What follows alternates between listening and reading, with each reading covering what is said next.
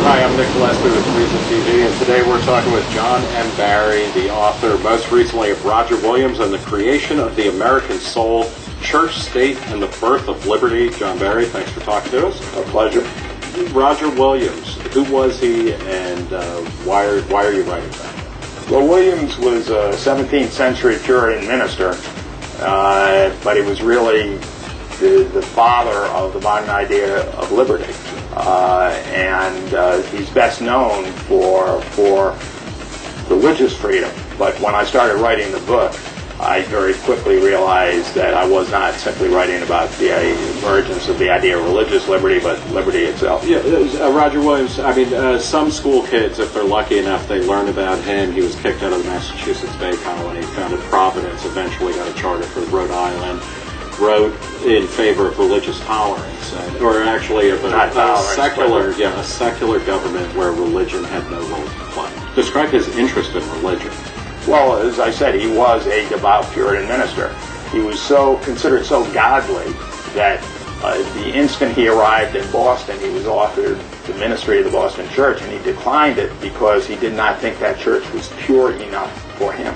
And yet at the same time, he felt that government had no role interjecting itself between people and God. Right, and a lot of people now worry that if religion and politics mix, politics suffers. His basic point was that when religion and politics or the state mix, religion you have suffers. to corrupt the church. You cannot possibly keep the church pure if the politics gets anywhere near it. He had very heartfelt ideas about the proper role of God and Scripture and all of that kind of stuff in his personal life, but he was a secularist in terms of civil government, and he also talked a lot about limiting the power of the state and of the magistrates and of the kings and all of that.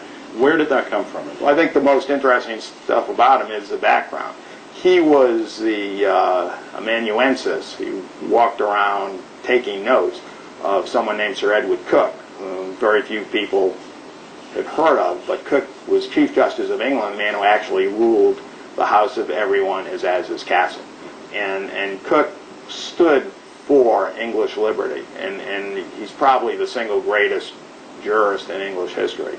And he's a guy who took on when King James was saying, you know what, I have a divine right of kings. He was like, hey, not so fast. Right. They were James's apologists, who included Francis Bacon, were saying that the king was above the law, that notwithstanding an oath he takes at his coronation, he could change any law for a reason of state. And Coke ended up going to the Tower of London because he said no. You talk in the book, and I mean, this is interesting. I mean, you say two things, both of which I think are equally true. One is that we always have to be very careful when we transpose history onto contemporary debates and arguments. But then you also point out that John Yoo actually quoted King James's... Well, I didn't say that he quite quoted him, but used the identical arguments. Right, which is that in times of extreme... reason of state. I mean, you had in this period, you had state-sponsored terrorism. I mean, religious terrorism. The Catholics tried to assassinate King James, blow up Parliament with the king in it. And even in that context, when James tried to use arbitrary power, Cook stood up and said, no, you can't do that. And the ideas of liberty that Cook articulated ran in Williams's veins. They were very influential on his own views and his understanding. Plus, James was head of the Church of England. He was personally corrupt. Williams was in personal contact with James and with his son Charles, and he saw that corruption. The idea of these people part of the church was deeply offensive to him. So in contemporary terms, now we live in a world where, or in America, where there's an ongoing war on terror that's in its second administration, and we have President, first it was Bush, now it's Obama, saying, look, I've got special powers now, and I don't need to necessarily consult anybody. What is the enduring lesson of Roger Williams then for America? Well, I think you're a nation of law or you're not. Hughes' argument, which was, I think, outrageous, the Constitution does not apply. You italicized the word "not" in that, and that's an outrageous position. Of course, the Constitution applies. We are a nation of laws. And how did things end up for Roger Williams? Because he famously gets kicked out, or he has to run. He's got it's like a Leonard Skinner song. He's got 2 steps to the door, I think, to get out of Massachusetts during a brutal winter, and he ends up in Providence. But how does his life founding Providence as what was easily the freest society in the world at the time? He even bought land from the Indians. He bought land from the Indians.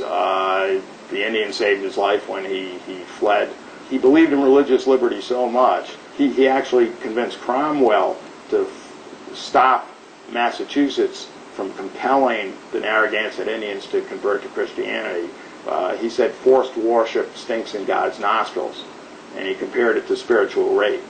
He went from there as well to the idea of a secular state, because the state, he understood that if the state was going to get into religion at all, at some point in time, some human had to make a judgment about something to do with God.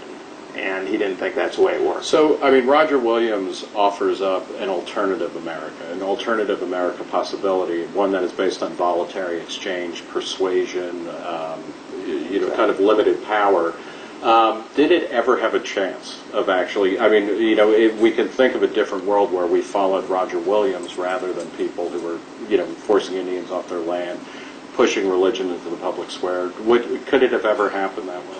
Right from the beginning, there were 2 strands that, almost like the 2 strands of DNA that are wrapped around each other, that have run through American history. One is sort of the best known and probably more popular strand.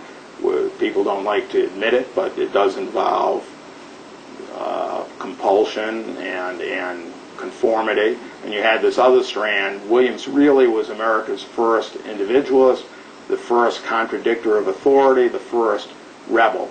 And if you're a rebel, almost by definition, you're in a minority position. But that idea has very much run through American history. It's not the dominant strand.